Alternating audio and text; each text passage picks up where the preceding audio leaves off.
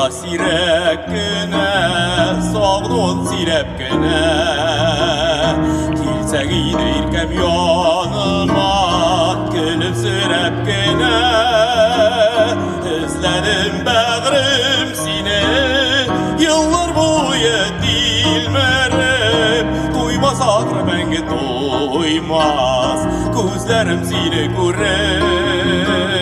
Özledim bağrım seni, yıllar boyu dilmerim. Duymaz ağrı benge duymaz, gözlerim seni görüp. Benim yoluma nurlar alıp bil kübre gidip. Alsudanlar bule gidermen, sana bule gidip.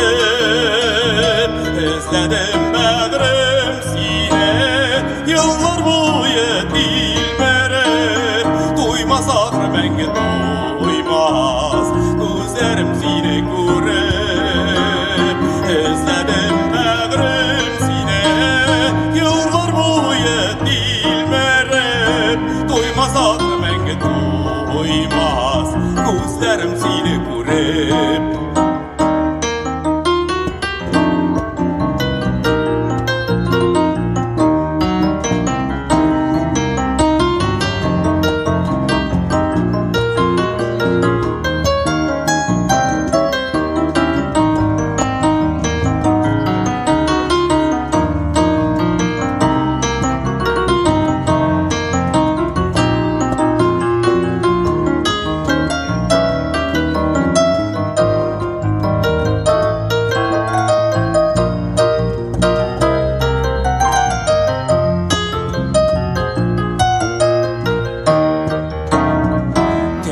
Kış fıra sirek güne, sağlığın sirep güne. Kilemin deykem yanına, gülümsürep güne.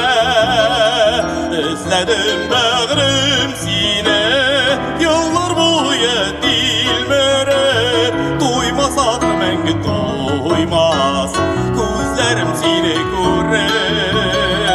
Özledim bağrım seni, yıllar boyu dilmerim. Duymaz ağrı benge duymaz, gözlerim seni görüp.